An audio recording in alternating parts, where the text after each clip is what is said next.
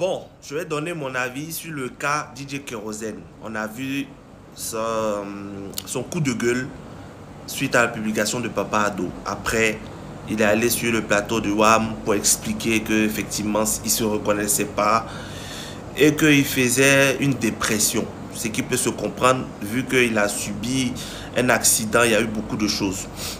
Mais je crois qu'au fait, Kérosène a besoin de comprendre que un artiste, il y a des hauts et des bas. Et je pense que Kérosène refuse d'accepter cela. C'est ça le vrai problème. Sa dépression, là, ça part du fait où, vous vous rappelez, il avait fait sortir une chanson Réconciliation, où il a chanté Ado, Babo, tout ça là. Et par la suite, on n'a rien compris. Il a supprimé le titre de YouTube. Et il a dit qu'il y a des gens qui avaient commencé à polémiquer sur la chanson. Moi, mon avis personnel, c'est que personne n'est polémiqué sur la chanson. C'est juste que la chanson n'a pas marché comme il s'attendait. Parce que la promo il a fait de cette chanson, elle était phénoménale. Et par la suite, il n'y a pas eu de retour. Parce que Kérosène, c'est un artiste, on l'a connu, c'est son succès. C'était un succès continu.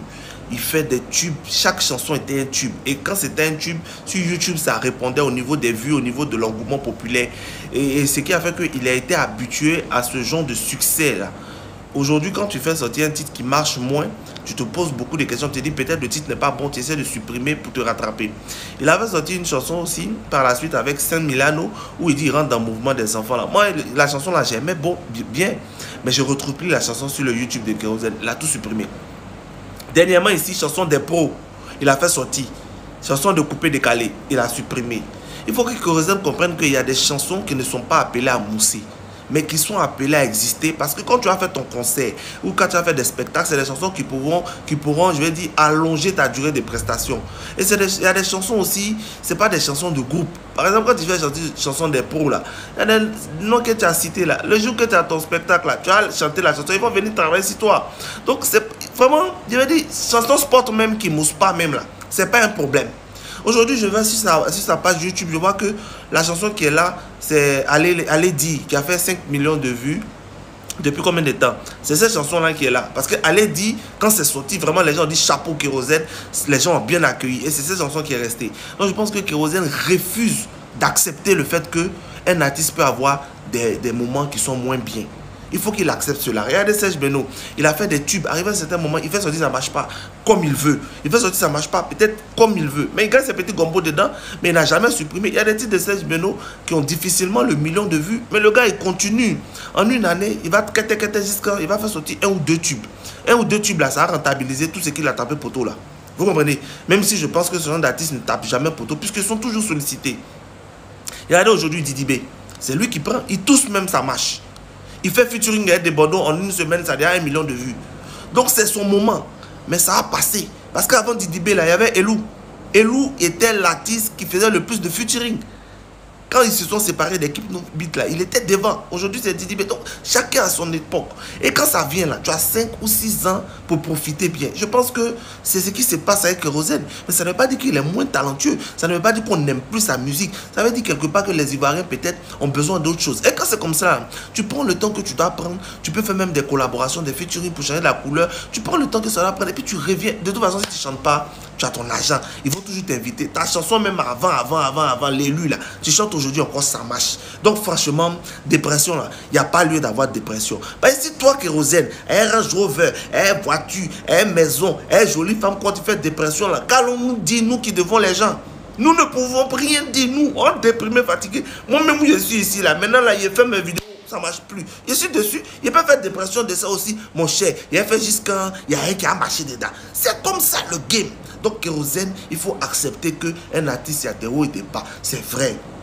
Tu moussais, tu as fait des tubes ici, on est d'accord, tu as honoré la musique ivoirienne, mais aujourd'hui, ce n'est pas trop bon pour toi.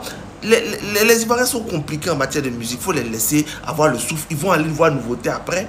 Quand ils vont revenir, ils vont venir t'écouter. Parce que tant que Galère vivra, toi, tu as ta place en Côte d'Ivoire ici. On ne peut pas dire le contraire. Voilà ce que je voulais dire. Vous avez écouté ce que Stony pense de la dépression de Kérosène. Kérosène est un grand artiste, un très grand artiste même. C'est lui qui nous berce les cœurs ici, c'est lui qui nous apaise les cœurs à travers ses chansons. Il nous parle de Dieu. Il nous parle des merveilles de Dieu. Celui qui nous... Quand tu as les soucis, lorsque tu as les soucis, c'est un souci, tu écoutes ces chansons, le message qu'il véhicule là, ça te remonte. S'il part jusqu'à pleurer sur un plateau de télévision, ça veut dire qu'il a réellement mal. Parce qu'il voit un homme qui coule les larmes. Il doit traverser une période difficile. C'était vraiment étonnant de voir ça. De voir comment il a coulé les larmes. C'était vraiment étonnant. Mais je me dis, je pense que ce qu'il doit faire, il doit prendre un repos, il doit se reposer. Même si il doit se reposer, que ce soit dépression ou pas, ou que ce soit quoi, il doit se reposer, il doit prendre un petit temps pour se reposer. Et soutien total à lui parce que ça fait mal de voir ce qui s'est passé là. Ça fait franchement mal. Il doit savoir que les problèmes font partie de la vie.